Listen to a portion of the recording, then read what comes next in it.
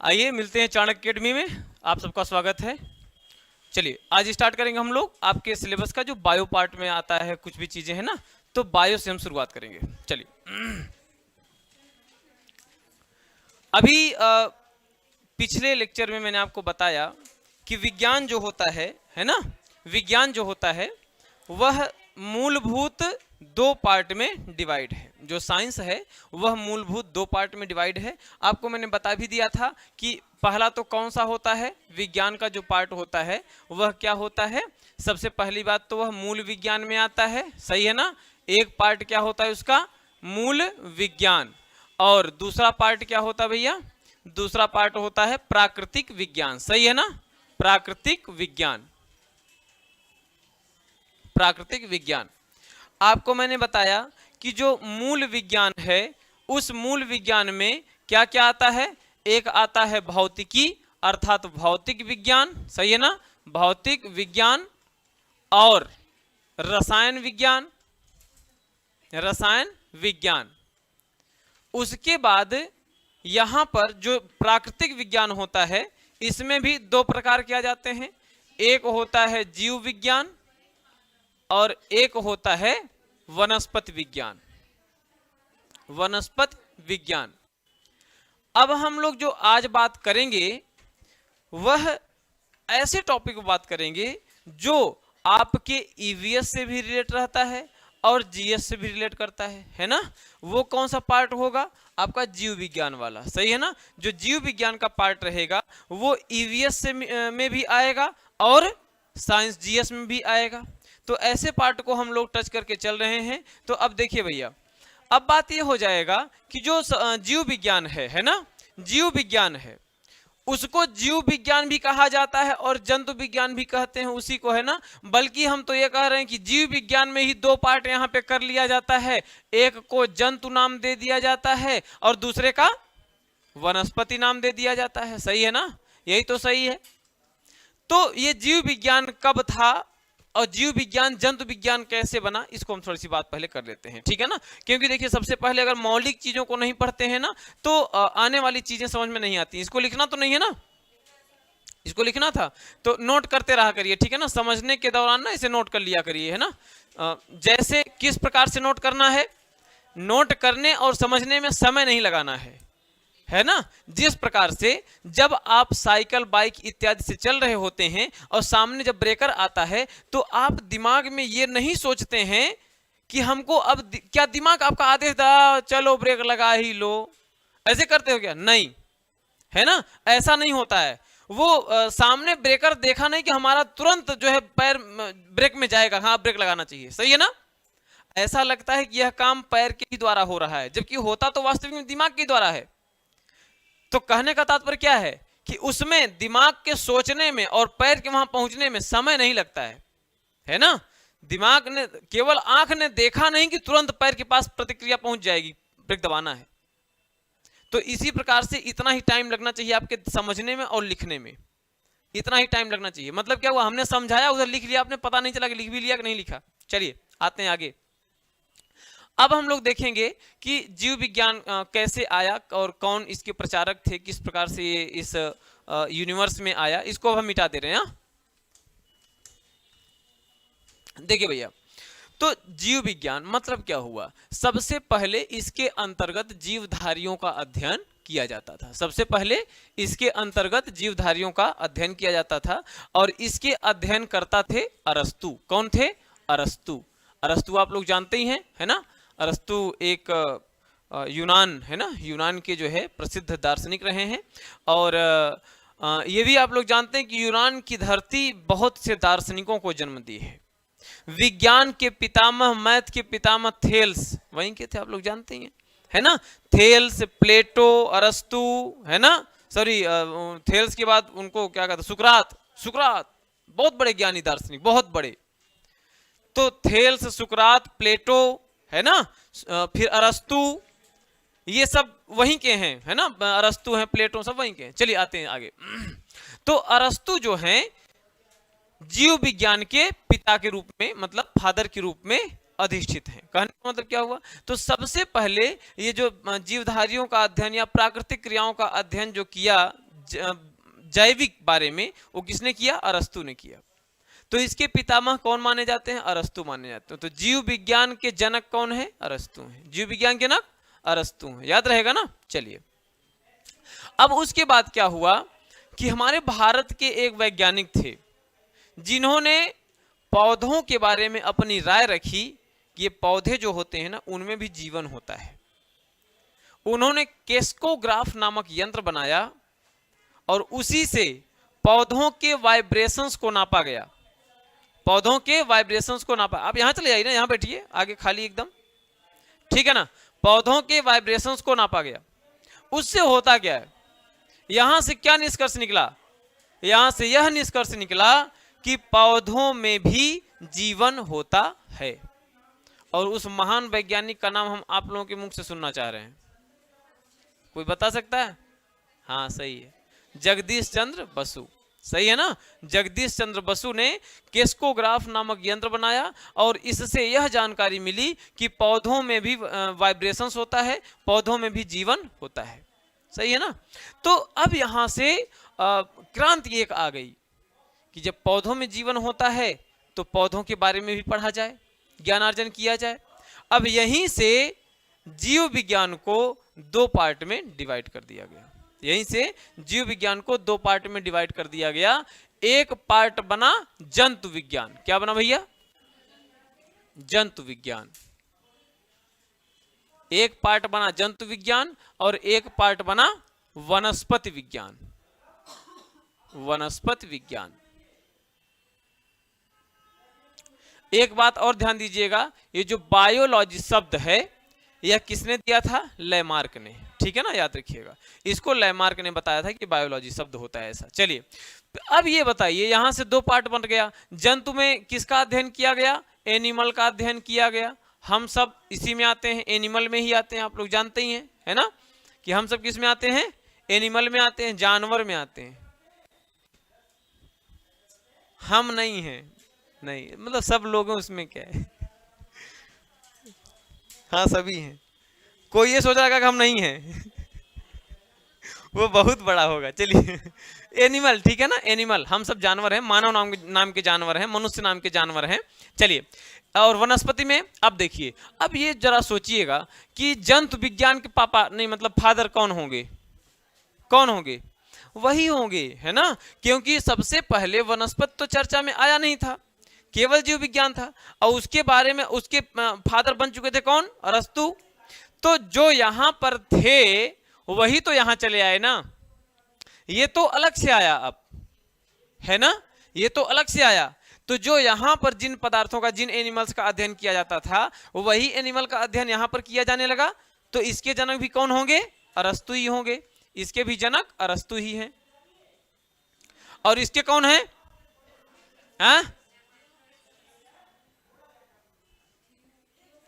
Theophrastus. सही है ना। तो भैया वनस्पति के बारे में जितने भी पेड़ पौधे कवक वगैरह वगैरह सब थे, कवक को जानते हो ना, वनस्पति में आता है, पता है कि नहीं? कवक शैवाल जो होते हैं वो सब वनस्पति में आते हैं। तो अगर आपको कभी दाद होता है ना, दाद वो किससे होता है? कवक से होता है ना। कवक पेड़ होता है, वो पेड़ उग जाता है आपके हाथों में, ठीक है ना ठीक है तो याद रखिएगा, उस सूक्ष्मदर्शी से देखेंगे ना तो पेड़ दिखेगा ऐसे ऐसे, समझ गए ना। तो वो पेड़ होता है, ध्यान रखिएगा, वनस्पति में आता है। तो फिलहाल अब आते हैं फिर इसमें हम लोग, अब अभी उसको छोड़ के, है ना, इसी में चलते हैं जो आपके ईवीएस से भी मेंटेन रखता हो, मतलब है ना, क्या संबद्धता रखता हो। चलिए, तो अब एनिमल में हम लोग आ गए। अब एनिमल का अलग सेल रहेगा, है ना, एनिमल का सेल अलग प्रकार से रहेगा। भाई कैसे बांटा गया, क्यों बांटा गया इनको अलग अलग? क्योंकि इनकी संरचनात्मक और क्रियात्मक जो चीजें हैं वो अलग अलग हैं, इसीलिए तो अलग बांटा गया ना, कि इनकी संरचनात्मक। भाई अलगाव कहां से आता है? जब हम धीरे धीरे बहुत, फिर मनुष्यों में भी अलग अलग, फिर उनमें भी अलग अलग, फिर पुरुष स्त्री। क्यों अलग अलग? क्योंकि संरचनात्मक एवं क्रियात्मक जो चीजें हैं वो अलग हैं, इसलिए वहां से अलग कर लिया जाता है। सही बात है ना, वहीं से अलग कर लिया जाता है। मानव तक कोई नहीं अलग रहता है। मानव के बाद जैसे अलग अलग कैटेगरी करेंगे तो ये फिर पुरुष फिर स्त्री, दो कैटेगरी बनेगी, बनेगी नहीं बनेगी? तो इस प्रकार से वहीं से कैटेगराइज हो गया, है ना। तो इस प्रकार से हम क्या कहेंगे कि आगे धीरे धीरे से कैटेगराइज होता जाता है। तो इनके सेल में कैटेगरी है, अंतर है, इसलिए इनको अलग अलग रखा गया। बात मेरी समझ में आ रही कि नहीं आ रही है? आ रही है। चलिए अब देखिए इसमें क्या अंतर होता है। तो अब बात यह है कि जो एनिमल्स होते हैं उनकी संरचनात्मक इकाई क्या होती है? सेल होती है। और कार्यात्मक इकाई भी क्या होती है? सेल होती है। तो सबसे पहले हम लोग किसके बारे में अध्ययन करेंगे, जानेंगे? सेल के बारे में जानेंगे, सही है ना। तो तभी तो हम जानेंगे कि हाँ ये क्या होता है, इस प्रकार से इसमें क्या होता है वनस्पति में, सही है ना। तो जंतु और वनस्पति सेल में अंतर क्या क्या होता है और ये दोनों कैसे कैसे होते हैं, बस थोड़ी सी चर्चा इसमें हम लोग पहले करेंगे। चलिए देखिए, एक हमने ये सेल बना लिया, ठीक है ना। और सेल जब बनाएंगे तो सबसे पहला नंबर ये क्या होता है, जो पार्ट बाहर का पार्ट है इसको क्या कहते हैं बताइए? Cell plasma, sorry cell membrane. Cell membrane इसका मतलब क्या हुआ? सब लोग हिंदी मीडियम वाले हैं ना, इसको हम कह सकते हैं कोशिका झिल्ली। कोशिका झिल्ली, ठीक है ना। अब ये बताइए, आप कोई चीज बाहर से लाएंगे, जैसे चाय वाय जो आदमी लाता है बाहर से ला रहा है, तो उसको एक पॉलीथीन में लाता है कि नहीं लाता है ना। कि ऐसे कहेंगे भैया दे दीजिए, ऐसे चाय दे दीजिए, ऐसे करेंगे क्या? नहीं ना, एक पॉलीथीन में लाएगा। उसको रखने का एक पॉट होना चाहिए, है ना, या उसमें लाएगा, यही तो होना चाहिए ना। कि भाई कप में लोगे, गिलास में लोगे, पन्नी में पैक करवा के ला रहे हैं, तो किसी भी में लाएं उसके लिए एक पॉट चाहिए कि नहीं चाहिए? उसके लिए एक पॉट चाहिए, वही उसमें रख सकें, सही है ना। तो कोशिका जो है इसमें अगर हम कोशिका झिल्ली नहीं लगाएंगे तो पता चला इसका जो कोशिकांग है माइटोकॉन्ड्रिया वगैरह वो गिर जाएगा। इसे माइटोकॉन्ड्रिया गिर गया, उठाओ, मतलब दिक्कत ना होगी। तो इसमें जितनी भी चीजें हैं वो सब इकट्ठा, मतलब एक जगह रहने के लिए कोशिका झिल्ली आवश्यक होती है। मेरी बात समझ में आ रही? तो कोशिका झिल्ली, अब हमने आपको बताया था अभी पिछले लेक्चर में कि कोई कोई ऐसे भी होते हैं, जैसे ये वनस्पति हम मान लिए है ना, वनस्पति को मान लेते हैं। तो वनस्पति में अगर हम केवल एक झिल्ली लगा देंगे, अब ये बताइए कि आपने मान लीजिए कि ले लिया 5 किलो आलू, ठीक है ना, चलिए 2.5 किलो ले लिया, मान लीजिए 5 किलो ज्यादा हो जाएगा ना। तो 2.5 किलो आपने आलू ले लिया और उसको आप बैग थैला नहीं है आपके पास, ठीक है ना, आपको पॉलीथीन में मिल रहा है। पॉलीथीन तो जानते हैं ना, पॉलीथीन में मिल रहा है। अब ये बताइए पॉलीथीन में जब मिला तो आप उसको क्या कहेंगे? यही तो कहेंगे ना भैया एक और पॉलीथीन लगा दीजिए ताकि रास्ते में गिरे ना, सही है ना। और नहीं तो पता चलेगा कि फट गई पॉलीथीन और गिर जाएगा, सब आलू बिखर गया, सही है ना। तो इसलिए मतलब हानि से, असुरक्षा से बचने के लिए एक और पॉलीथीन आपने लगवा लिया, एक और कवर आपने लगवा लिया। बोलिए सही, यही तो होता है ना, है ना। और जैसे ये जैकेट वैकेट होता है, इसमें कवर दर कवर ऐसे लगा रहता है ना, इससे हम लोग ठंडी से बचते हैं, होता है ना ऐसा। तो सुरक्षित रहने के लिए उस पर कवर जमा होता है ना। और इसका मतलब क्या हुआ? तो जो पेड़ पौधे हैं ये ठंडी में, गर्मी में, बरसात में एक जगह खड़े रहते हैं बेचारे, इनके पास न घर न कुछ नहीं होता है ना। बाकी जानवर जो होते हैं वो तो अपने लिए सुरक्षा बना के रखते हैं, भैया ठंडी में हमको ये सब पहनना है, घर के अंदर रहना है, रजाई उजाई ब्लैंकेट व्लैंकेट ओढ़ के रहना है, सही है ना। कुछ जानवर जंतु होते हैं वो भी अपना खोज लेते हैं आश्रय, सही है ना। लेकिन पेड़ पौधे कहाँ आश्रय खोजेंगे? क्योंकि तो ये तो अचर होते हैं, चलते तो है नहीं, है ना। तो ये कहां खोजेंगे? इसलिए प्रकृति ने इनमें एक सेल वाल लगा दिया, एक और सुरक्षित घेरा बना दिया, समझ गए ना।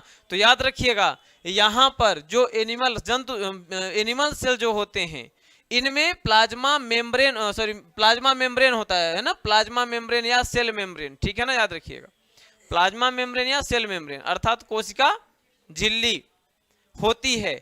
और पेड़ पौधों के अर्थात वनस्पति कोशिका अर्थात प्लांट सेल में सेल वाल भी होता है। मतलब क्या हुआ भैया?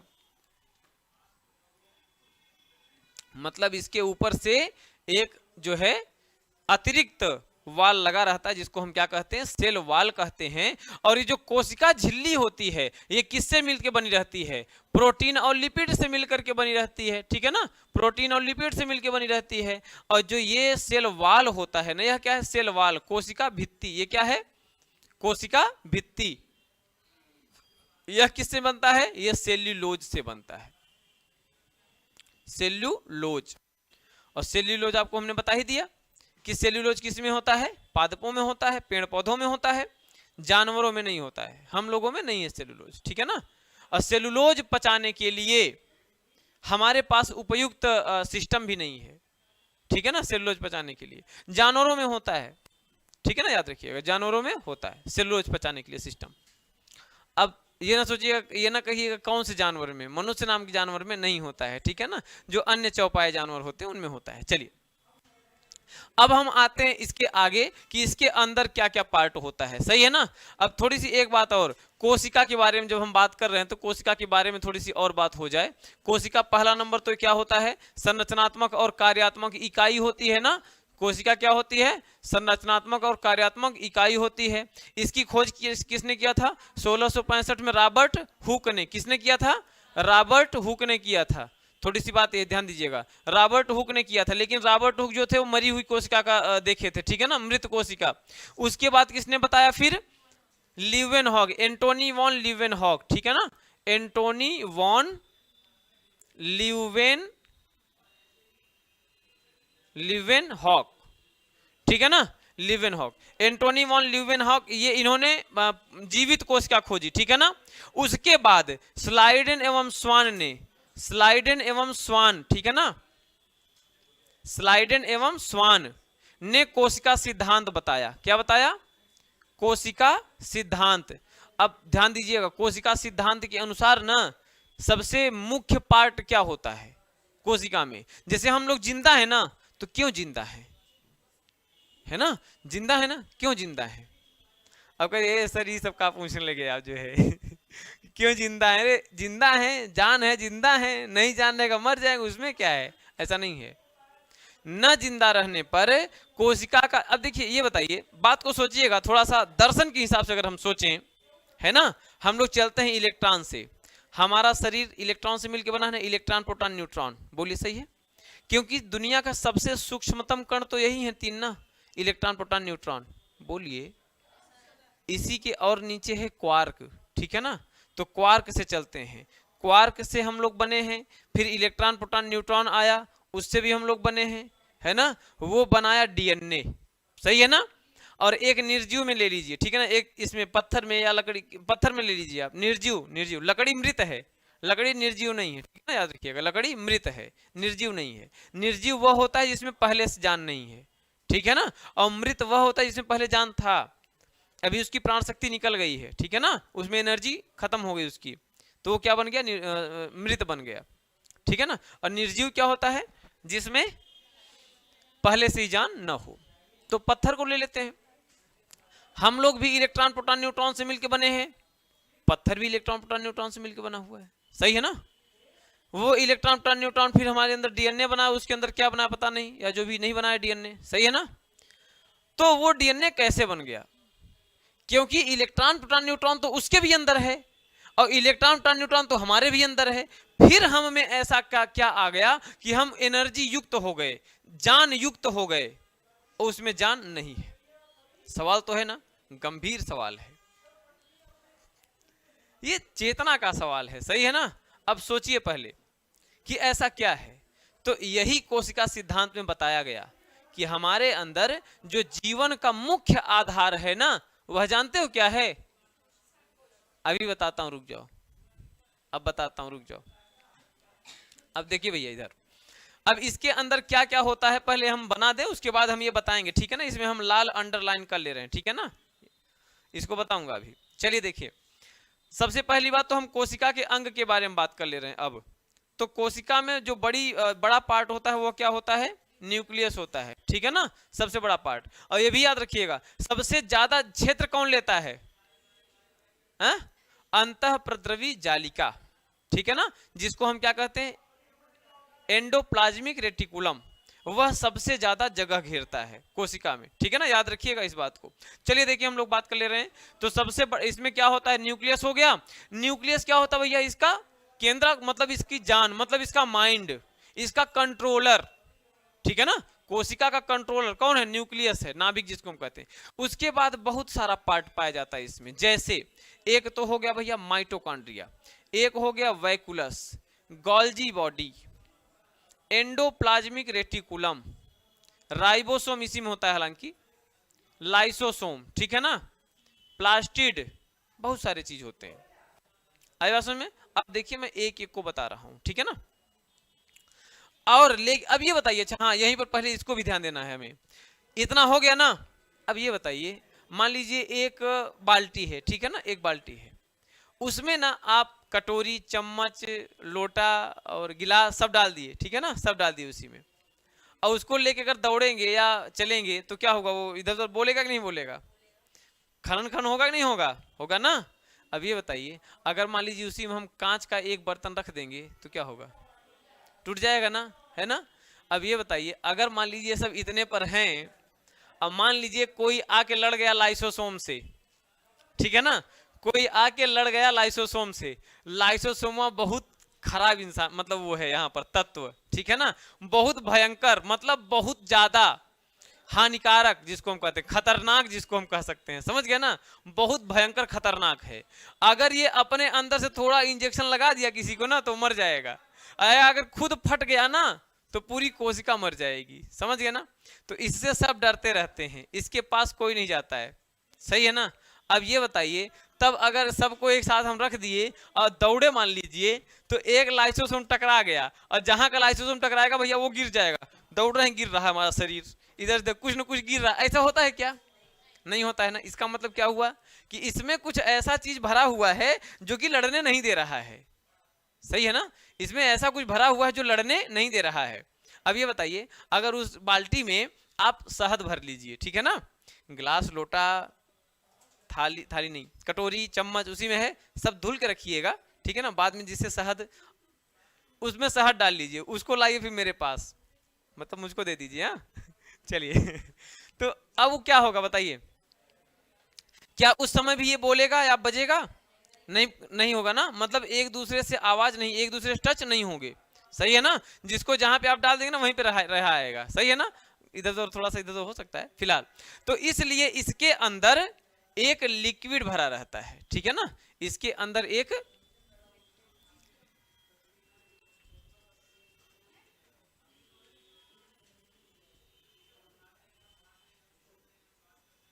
ठीक है ना, हमने यहाँ पे लिक्विड डाल दिया, समझ में आ रही बात ना। अब ये बताइए इस लिक्विड का क्या नाम होता है। अच्छा अब देखिए कैसे खोजा गया ये लिक्विड, वैज्ञानिक होशियार इंसान है ना, वो कुछ न कुछ तो करते ही रहते हैं। तो इसको देखा गया कि चलो इसमें सबसे महत्वपूर्ण कौन सा पार्ट है इसको देखा जाए, ठीक है ना। तो निकाल लिया माइटोकांड्रिया, कुछ दिन बाद बन गया फिर से माइटोकांड्रिया, समझ गए ना। जैसे छिपकली की पूंछ होती है ना, छिपकली की, अगर उसको आप पकड़ लेंगे ना तो छिपकली अपना पूंछ तोड़ देगी, लिए रहो, रखे रहो, फिर से निकाल के आ जाएगी, 2 दिन देखा आ गई है समझे। तो इस प्रकार से इसमें माइटोकांड्रिया निकाल दिया गया, तो कुछ देखा फिर से माइटोकांड्रिया तैयार, वैक्यूलस निकाल दिया गया, वैक्यूलस तैयार, ये निकाल दिया, ये भी तैयार, मतलब फिर से तैयार, दूसरा बन जा रहा है, ठीक है ना। कहा गया यार न्यूक्लियस जो होता है ना यही सब काम करवा रहा है, एक काम करो न्यूक्लियस को निकाल लो, ठीक है ना, न्यूक्लियस निकाल दिया गया। और जब इनको बाहर निकाला जाता था इनको, तो ये मर जाते थे, वैक्यूलस बाहर निकाला मर गया वैक्यूलस, समझ गया ना। माइटोकांड्रिया बाहर निकाल दिया मर गया, समझ गया ना। केंद्रक को बाहर निकाला गया, ये थोड़ा नहीं मरा, जिंदा था, समझे। तब ये सोचा गया कि लगता है न्यूक्लियस ही सबसे इसमें वो है। अब इसको देखा जाए क्या किया जाए, ये सब क्या करते हैं, तो ये देखा गया कि ये सब मर नहीं रहे हैं, काम अपना कर रहे हैं, लेकिन जब जिसको इच्छा हो रही तब कर रहा है, समझ रहे हो ना।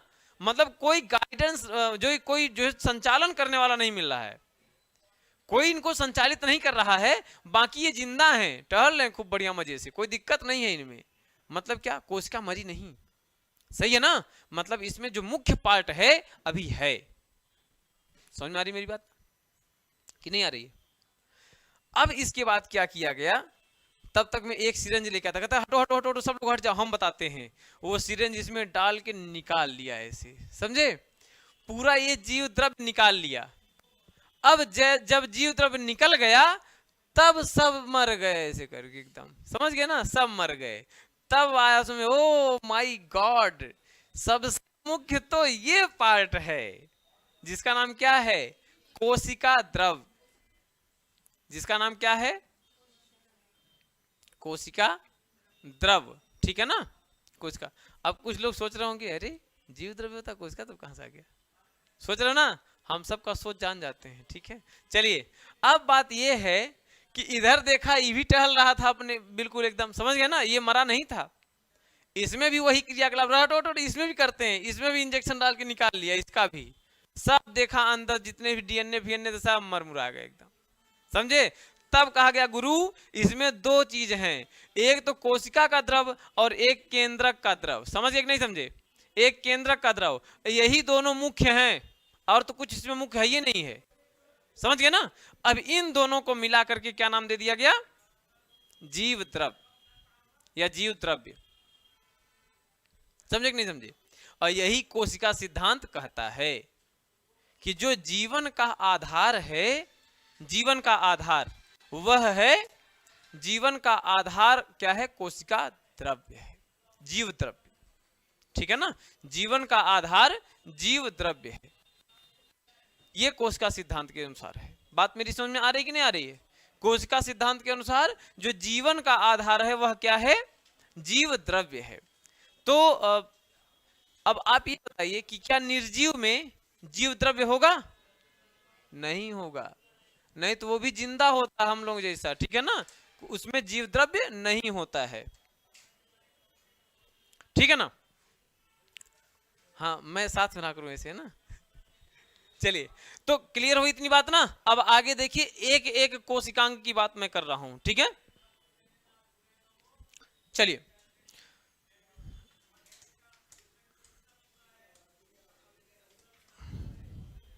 इसको मैं लिख दे रहा हूं यहां पर, यह क्या हो गया, जीव द्रव्य हो गया। अब आगे देखिए, यह क्या है, सूत्र कणिका, जिसको हम माइटोकॉन्ड्रिया भी बोलते हैं, ठीक है ना, इसको हिंदी में क्या कहते हैं, सूत्र कणिका कहा जाता है। आपको मैं बताऊं कि बहुत लोग होते हैं जो एकदम अच्छे से इंग्लिश तैयार कर लिए, लेकिन समस्या जानते हैं क्या होती है, जैसे हिंदी मीडियम वालों में ना प्रतिभा की कमी नहीं होती है, समझ रहे हो ना, हिंदी जो लेता है उसमें प्रतिभा की कमी नहीं होती है। समस्या जानते हो क्या होता है, दरअसल इंग्लिश जो होता है ना, इंग्लिश हम लोग एज अ लैंग्वेज कहाँ पढ़ते हैं, इंग्लिश तो हम लोग स्किल के रूप में सीखते हैं, सही बात है ना, इंग्लिश हम लोग स्किल के रूप में सीखते हैं। बाकी आपको कितनी जितनी अधिक से अधिक भाषाएं आ जाएं वो तो और अच्छी बात होगी, हिंदी उर्दू तमिल तेलुगु कन्नड़ मलयालम बंगाली अरबी जितने भी आ जाएं आपको बहुत अच्छी बात है, बहुत अच्छी बात है, ज्ञान है, ज्ञान होना चाहिए। लेकिन अगर नहीं है ना तो जितना आपके लिए उपयोगी है उतना कम से कम आनी चाहिए। आई बात समझ में। जैसे अब मैं आपको प्रश्न बता रहा हूं यहीं पे एक, जानते हैं क्या होता है, अगर आप हिंदी मीडियम वाले विद्यार्थी आपसे पूछ लेगा, हिंदी प्योर पूछ लेगा ना, समझ नहीं पाएंगे, इंग्लिश में तो बस माइटोकॉन्ड्रिया, कोई दिक्कत नहीं है, आज का गूगल ट्रांसलेशन चलता है, ठीक है ना, और गूगल ट्रांसलेशन एकदम प्योरेस्ट हिंदी, एनसीईआरटी वाले उठा के देखिए ना, बहुत भयंकर हिंदी देता है उसमें, ठीक है ना। अब पूछ लिया कि सूत्र कणिका का कार्य क्या है, अब स्टार्ट से तो पढ़े हैं माइटोकॉन्ड्रिया, माइटोकॉन्ड्रिया है ना, और सूत्र कणिका, ओ माय गॉड, सूत्र कणिका, सही बात है ना। अब सूत्र कणिका पता ही नहीं सूत्र कणिका क्या होता है। अब मैं आपको बता रहा हूं कि अब ये अगर कोई सोचे ऐसा नहीं आता है सर, आप जो है ना सोचिए इतना, कौन कौन सोच रहा है ऐसा ये नहीं बताएंगे लेकिन कोई ना कोई सोच रहा है। चलिए देखिए, मैं आपको बता रहा हूं कि मैं कैसे प्रश्नों को फेस किया हूं, शायद जो पीछे वाले बच्चे हैं अगर पढ़े होंगे तो हम बताए भी हैं उनको कि मैं ऐसे प्रश्नों को फेस कर चुका हूं, तब मैं आपको बता रहा हूं। जैसे एक आता है मैं जिससे पूछूंगा वही बताएगा, ठीक है ना। एक आता है मायोपिया, रोग होता है, ठीक है ना, रोग है।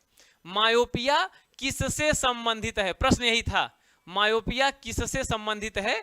ऑप्शन में था आंख, त्वचा, कान, सिर, ठीक है ना। अब मैं जिससे पूछूंगा वो बताएगा, ठीक है ना। आप बताइए मैडम, नहीं पता है ना, एकदम मैं बता रहा हूं आपको पता है, ठीक है ना, बस थोड़ा सा अंतर है कि इसकी हिंदी नहीं मैंने लिखा है। अभी मैं हिंदी लिख दूंगा ना तो आप बता देंगे, तो सर ये तो यही है। अब ये बताइए ईमानदारी के साथ किसको किसको नहीं पता है, हाथ उठा लीजिए। केवल ईमानदारी के साथ नहीं पता है ना, आपको पता है, आपको पता है, क्या बात है, बहुत बढ़िया, ज्ञानी लोग बैठे हैं। चलिए अच्छी बात है, चलिए समझिएगा। अभी मैं अगर इसकी हिंदी बता दूंगा तो सबको पता हो जाएगा, अगर मैं इसकी हिंदी बता दूंगा ना तो सबको पता हो जाएगा। अब देखिए इसकी हिंदी है, ये देवनागरी लिपि में लिखा है, हिंदी नहीं है ये, ठीक है ना। इसकी हिंदी होती है निकट दृष्टि, अब समझ गए ना, है ना। अरे सर क्या पूछ रहे, तो आंख से संबंधित है, ऐसा प्रश्न में नहीं आता है, ठीक है ना। यह प्रश्न मैं फेस किया हूं, तब मैं बता रहा हूं आपको। हिंदी में लोग सोचेगा ना, हिंदी में वाला पढ़ लेंगे आज पूरा का पूरा, छान ले कहां से प्रश्न आएगा देखते हैं, पूछेगा आओ बेटा बताते तुमको कहां से आएगा प्रश्न। हाँ, निकट दृष्टि दोष पढ़े हो ना, बताते हैं अभी हम, आओ। हाइपरमेट्रोपिया क्या होता बताओ, चलो, है ना। हाँ वो तो दूर दृष्टि दोष होता है, ठीक है। अब एक और प्रश्न मैं बता रहा हूं आपको, वही प्रश्न यहां भी, मतलब एक प्रश्न यह था उसी एग्जाम में, एक प्रश्न और था, ठीक है ना। क्या था प्रश्न, जिससे पूछूंगा वही बताएगा, ठीक है ना। जैसे तांबा, तांबा जो होता है, तांबा जानते हैं ना, कापर, तांबा का जिस प्रकार से संबंध चालन से है, किससे है, चालन या चालक का बना दीजिए, चालक है, ठीक है ना। उसी प्रकार से प्लास्टिक क्या होगा। अब देखिए शांत रहिएगा, ठीक है ना, मैं वो बता रहा हूं। इसका क्या ऑप्शन था, पहला ऑप्शन कंडक्टर,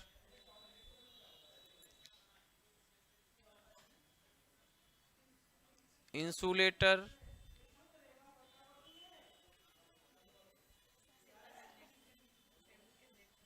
सेमीकंडक्टर, क्या था, सेमीकंडक्टर, ठीक है ना, और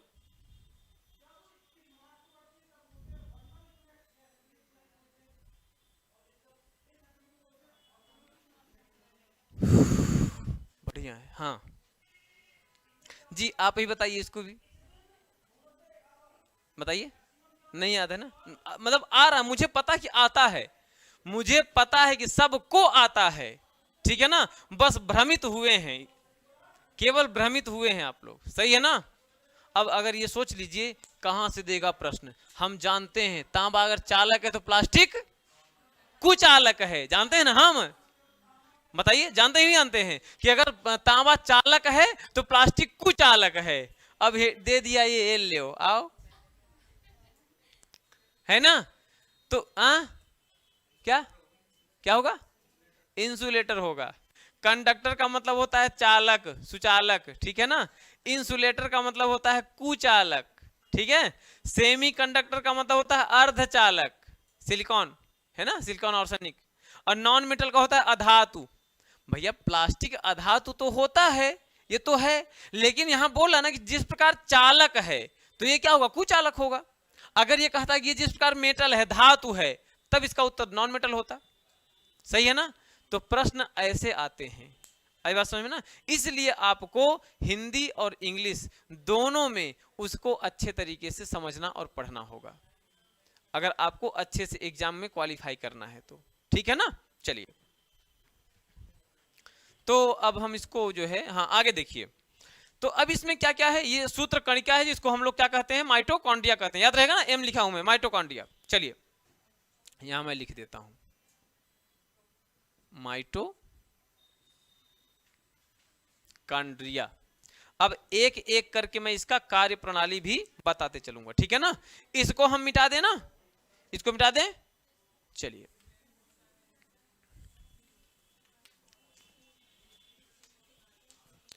आइए आगे इसमें हम देखते हैं कि इस सूत्र कणिका अर्थात माइटोकॉन्ड्रिया का कार्य क्या क्या होता है, सही है ना। माइटोकॉन्ड्रिया का कार्य क्या होता है, माइटोकॉन्ड्रिया।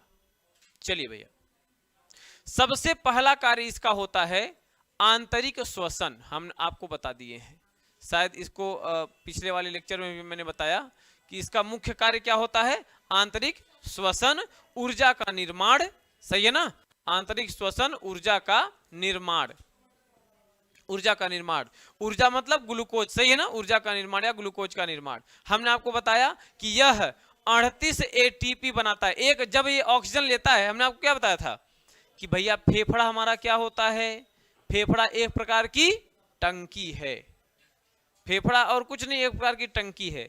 जिस प्रकार से टंकी में पानी स्टोर किया जाता है ना, उस प्रकार से यहाँ पे हवा स्टोर किया जाता है, ठीक है ना। अब मैं जिससे पूछूंगा वह बताएगा। हाँ, आप बताइएगा कि हम लोग कितने % ऑक्सीजन लेते हैं जब सांस लेते हैं ना, तो हम कौन सी गैस लेते हैं और कितना % लेते हैं, बताइए। जब हम सांस ले रहे होते हैं, है ना, सांस ले रहे होते हैं, ऐसे सांस लिया ना, अब ये बताइए कि मैं क्या कौन सी गैस लिया, हमने केवल ऑक्सीजन लिया। यहाँ पर हम ऐसे थोड़ी ना छांट छांट के ऑक्सीजन थोड़ी ना लेंगे, यहाँ पे ऑक्सीजन नहीं है, हाँ सही है, ले लिया, यहाँ पे ऐसा लेंगे क्या, नहीं लेंगे ना। हाँ जी, हम कौन सी गैस, नाइट्रोजन कितना लेते हैं बताइए, नाइट्रोजन नाइट्रोजन कितना लेते हैं आप बताइए पता नहीं।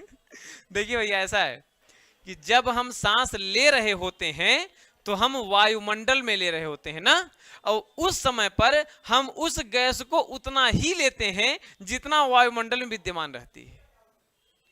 तो एज यू नो नाइट्रोजन कितना % होता है, 78%, ठीक है ना।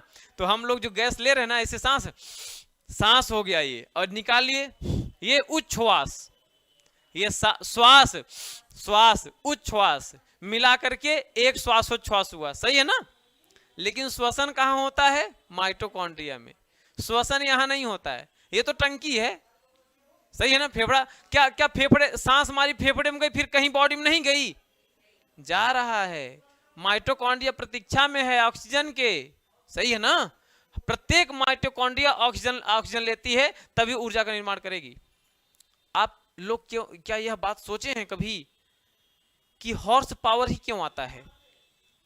हॉर्स पावर होता है ना, पावर का यूनिट होता है ना, हॉर्स पावर। 1 HP बराबर 746 वाट होता है, नहीं होता है।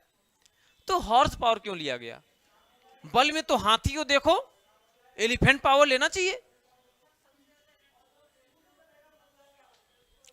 दौड़ में अगर देखा जाए, मैं बता रहा हूं ऐसा क्यों, उसका मतलब एकदम एग्जैक्ट एट लास्ट बताइए कि क्यों ले रहा है सब ज्यादा पावर, सब कुछ है, ऐसा क्यों, आखिरकार क्या रीजन है, बात मेरी समझ रहे ना। अब मैं बता रहा हूं क्यों।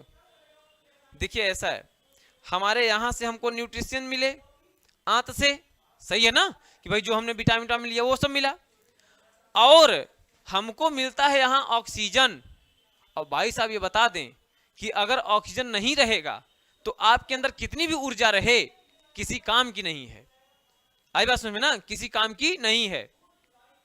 कैसे, अब ये बताइए, आपको कोई भार उठाना हो, थोड़ा गौर करिए, ठीक है ना, आपको कोई भार उठाना हो, ठीक है ना, उठाए भी होंगे, तो आप एक काम करिए, सांस को ना एकदम अब उठाइए, सांस एकदम बाहर कर दीजिए, ठीक है ना, सांस एकदम बाहर कर दीजिए और तब उठाइए कोई चीज, या तब बल लगाइए, लगेगा नहीं लगेगा। सांस एकदम बाहर कर दे, कोई चीज देखिए जैसे उठाना होता है पहले सांस लेते हैं, अब उठा लेंगे, है ना, ऐसा होता है। बोलिए सही है कि नहीं सही है। इसका तात्पर्य क्या निकल रहा है, जितना ज्यादा ऑक्सीजन जाएगा ना उतना एनर्जी ज्यादा बनेगी, सही है ना, यही तो मतलब निकल रहा है ना। घोड़े का फेफड़ा बड़ा होता है, घोड़े का फेफड़ा जो होता है ना वो अपेक्षाकृत बड़ा होता है, इसलिए उसके अंदर ज्यादा ऑक्सीजन आती है, और जब ज्यादा ऑक्सीजन आएगी तो पावर ज्यादा होता है। पावर का मतलब क्या होता है भैया, पावर शक्ति का मतलब क्या होता है, ये तो इंग्लिश हिंदी हो गया, हिंदी नहीं पूछ रहा हूं, मतलब क्या होता है इसका, ना ना ना ना ना, पावर का मतलब ऊर्जा नहीं होता है, ऊर्जा का मतलब कार्य होता है, जितनी ऊर्जा उतना कार्य, ठीक है ना। पावर का मतलब जानते हो, अपनी ऊर्जा को किस रेट से कंज्यूम कर रहा हूं, ये होता है पावर। नहीं समझे, बता रहा हूं, और पावर बराबर होता है, पावर बराबर वर्क अपॉन में टाइम, या एनर्जी अपॉन में टाइम। मतलब क्या हुआ, एक घंटे में कितना कर ले रहे हैं या एक सेकंड में कितना एनर्जी जो है अपना कंज्यूम कर ले रहे हैं, रेट होता है रेट। हाथी है ना, बहुत बलशाली है, मान लिया दौड़ा दिए 1 घंटे, ठीक है ना, एकदम पहाड़ में, हाथी बोली कि ऐसा है ना कि हम नहीं चढ़ेंगे अब, समझे कि नहीं, जवाब दे देगी हाथी, सही है ना, बहुत बल है, बहुत दम है, लेकिन नहीं चल पाएगी। क्यों? क्योंकि पावर नहीं उसके पास, एनर्जी ज्यादा है पर पावर नहीं है। पावर ना होना चाहिए, पावर क्या है, energy upon time, per unit rate में हम कितना, मतलब पर यूनिट समय में टाइम कितना खत्म कर पा रहे हैं, रेट क्या है। अब घोड़ा है, दौड़ाते रहिए दिन दिन में, कोई दिक्कत नहीं, दौड़ रहा है, कोई दिक्कत नहीं है, सही है ना। शेर है ना, शेर, टाइगर, टाइगर मान लीजिए, टाइगर, टाइगर बहुत दौड़ता है, बहुत तेज है दौड़ने में, दौड़ा दीजिए लगातार 2-4 घंटे, कहेगा हम शेर नहीं है, आज के बाद हम चारा खाएंगे, बस दौड़ाओ मत हमको, ठीक है ना। तो क्या मतलब हुआ इसका, ये ऊर्जा का निर्माण कब करता है, जब इसमें ऑक्सीजन आता है। और ऑक्सीजन कहां से मिलता है इसको, माइटोकॉन्ड्रिया को ऑक्सीजन कहां से मिलेगा, ऑक्सीजन मिलेगा ब्लड से। जब यहां पे हमने लिया सांस, है ना, ये श्वास लिया ना, श्वास लिया, फेफड़ा बुद्धिमान है, होशियार है, ऑक्सीजन को अलग कर लेगा और नाइट्रोजन, कार्बन डाइऑक्साइड, बाकी जितने भी हैं सबको अलग करके निकाल देगा बाहर, समझे कि नहीं, और ऑक्सीजन कर लेगा अलग अलग। ऑक्सीजन ले लिया है, अब जब ब्लड आया इधर से हृदय से, तो ब्लड पहले फेफड़े से ऑक्सीजन लेगा और फिर हृदय में चला जाएगा। अब हृदय बोलेगा हम रेडी हैं एकदम जो है जाने के लिए, ठीक है ना, पूरे बॉडी में, और जाएगा तुरंत, बोलेगा हमको जो है तुरंत भेजो, और जो है ये हाउ पंप करेगा तो पूरी बॉडी में जो है रक्त पहुंच जाएगा, सही है ना। अब देखिए पूरी बॉडी में रक्त पहुंचा, अब रक्त क्या लिया है, ऑक्सीजन लिया है ना, वहां से क्या ला रहा है, ऑक्सीजन, चलो सब माइटोकॉन्ड्रिया को बांट दिया, ऑक्सीजन ऑक्सीजन ऑक्सीजन लो, सब माइटोकॉन्ड्रिया को बांट दिया पूरा ऑक्सीजन, समझ गए ना। अब जितना ऑक्सीजन यहाँ पे आएगा उतना ये कार्य जो है माइटोकॉन्ड्रिया के द्वारा ऊर्जा बनाई जाएगी, कोई दिक्कत यहाँ तक। चलिए उसके बाद क्या होता है, हाँ इस दौरान 38 एटीपी का सृजन होता है। 38 एटीपी के सृजन में एक यूनिट जो है ग्लूकोज निकलता है। मेरी बात समझ में आ रही कि नहीं आ रही, चलिए 38 एटीपी मिला के एक ग्लूकोज निकलता है, ठीक है ना। यह तो काम हो गया क्या, माइटोकॉन्ड्रिया का। माइटोकॉन्ड्रिया किससे बना रहता है, प्रोटीन और डीएनए से बना रहता है, ठीक है ना, याद रखिएगा। इसलिए कभी कभी न्यूक्लियस में अगर डीएनए नहीं मिल पा रहा है तो माइटोकॉन्ड्रिया के डीएनए से खोज चालू हो जाती है। और आपको जानकर हैरानी होगी, हैरानी क्या, नोबेल प्राइज इस साल जो बायो में पा रहे हैं वो कौन है, आपको पता है, क्या पढ़ रहे हैं आप लोग, अब ये ना कहिएगा हमको भी नहीं पता है, पता है हमको। एक कहाँ के हैं वैज्ञानिक हैं, वो जापान के वैज्ञानिक हैं शायद, मुझे याद नहीं आ रहा, उनका नाम मुझे भी नहीं याद आ रहा है, पर इतना पता है कि किस कार्य के लिए पा रहे हैं। तो उन्होंने देखिए जो मानव थे, मानव है ना, मानव जब शुरुआत हुआ मानवों का, तो 2 प्रकार के मानव थे, एक निएंडरथल मानव था, एक होमोसेपियंस था, यही तो है ना। हम सब किसकी संतानें हैं, होमोसेपियंस की, सही है ना। अभी जितने भी मानव हैं इस पृथ्वी में वो सब कौन है, होमोसेपियंस हैं। उन्होंने निएंडरथल मानव का जो है कुछ खोज किया है उसमें कि निएंडरथल मानव कितना इन सबसे मिलते जुलते थे होमोसेपियंस से, और उन्होंने इसकी गणना इसके डीएनए से ना करके इसके डीएनए से किया था, ठीक है ना।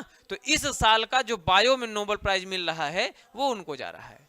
माइटोकॉन्ड्रिया से उन्होंने क्या निकाला है, डीएनए की खोज से उन्होंने बताया है कि होमोसेपियंस जो हैं और निएंडरथल ये एक दूसरे से कितने मिलते जुलते हैं, क्या इन एक दूसरे का कोई लिंक है कि नहीं है, वही इन्होंने खोजा है। और नोबेल प्राइज प्रत्येक वर्ष किस दिन को दी जाती है पता है आप लोगों को, हाँ 6 नहीं 10 दिसंबर। 10 दिसंबर को अल्फ्रेड नोबेल का क्या होता है, मरण दिन होता है, ठीक है ना, तो याद रखिएगा। और अल्फ्रेड नोबेल कौन थे, अल्फ्रेड नोबेल थे डायनामाइट के आविष्कारक, ठीक है ना, डायनामाइट के आविष्कारक। उन्होंने वो बड़ा एक दिन अचंभित हो गए, हुआ यूं कि एक दिन क्या हुआ कि उनके लेबोरेटरी में आग लगी, उनका भाई मर गया, ठीक है ना, लेबोरेटरी में आग लग गई, उनका भाई मर गया, और सबको ये लगा कि यही मर गए, अल्फ्रेड नोबेल मर गए। अखबार में खबर छप गई कि मौत के सौदागर की मृत्यु, ठीक है ना, अखबार में खबर छप गई कि मौत के सौदागर की मृत्यु। सोचा कि तेरी, अगर मर जाएंगे हम, ये तो हम मरे नहीं हैं, मतलब अगर हम मरे होते तो यही खबर छपती है ना, यही खबर छपेगी हमारे नाम के आगे।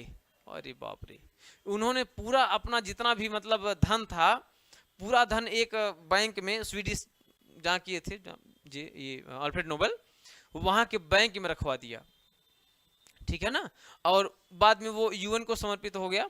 तो वहां से बहुत धन था, अकूत संपत्ति थी। अरे भैया वैज्ञानिक थे, है ना, 2 ही 3 4 लोगों के पास तो धन रहता है, किसके किसके पास, वैज्ञानिक हो गए, नेता हो गए, अभिनेता हो गए, है ना, इन सब पास धन रहता है। बिजनेसमैन तो मुकेश अंबानी उनके पास तो है ही है, वो छोड़िए बातों को। चलिए, तो मैं क्या बता रहा था, हाँ, तो हुआ क्या कि इन्होंने अपना पूरा धन जो है दे दिया, और उसको उसी धन के ब्याज का ना नोबेल प्राइज मिलता है। नोबेल प्राइज केवल 6 क्षेत्रों में दिया जाता है, पता है ना, पता है आप लोगों को, पता है, बहुत बढ़िया। कौन कौन सा, यहां लिख दे रहा हूं, साहित्य, चिकित्सा, भौतिक, रसायन, ठीक है ना, और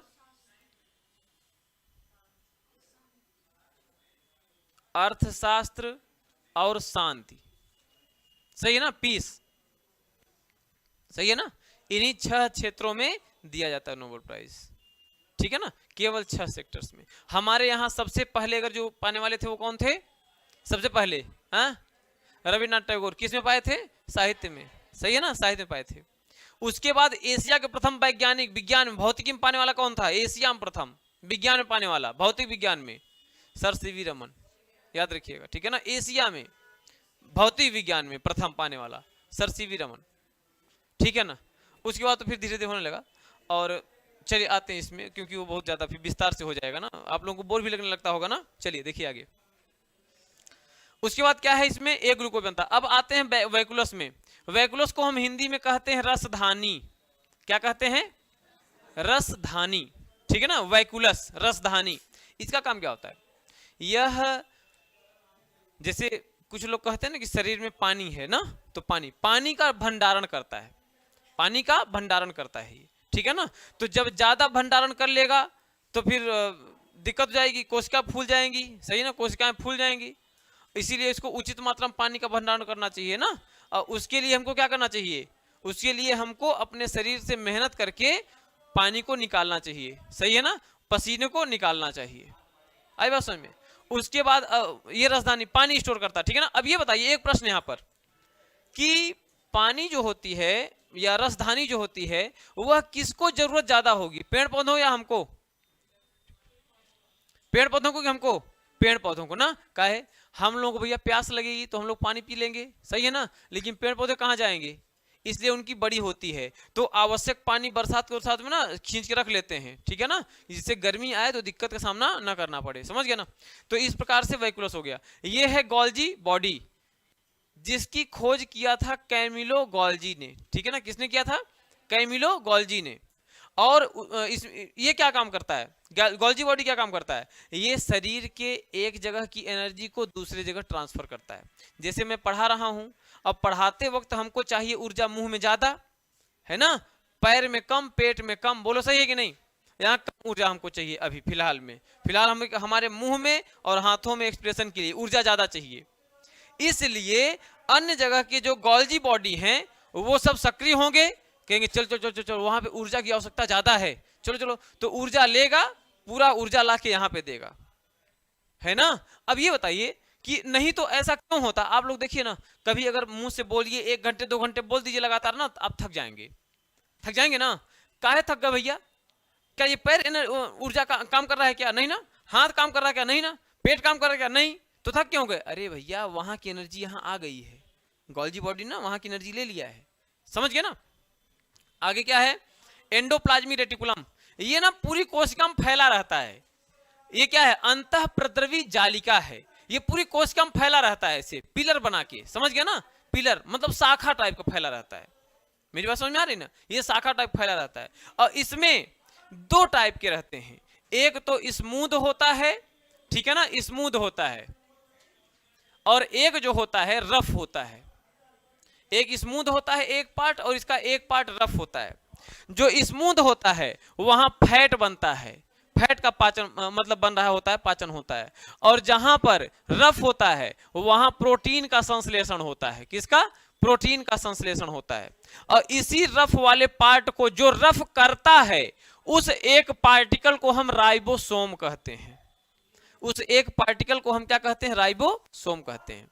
और ये राइबोसोम जो होता है यही प्रोटीन का संश्लेषण करता है, याद रखिएगा, ठीक है ना, प्रोटीन का संश्लेषण। और जब हमारे पास ऊर्जा नहीं होती है कार्बोहाइड्रेट वाली, तो उस समय पर ये जो प्रोटीन है अर्थात ये जो राइबोसोम है वह बैक एनर्जी देने का काम करता है। जैसे अगर मान लीजिए आप व्रत हैं, रोजा हैं वगैरह, है ना, आप हैं, अब सब सुबह से कुछ खाए नहीं है, चल भी नहीं पा रहे हैं ना, ऐसे एकदम गिर रहे हैं, भाई साहब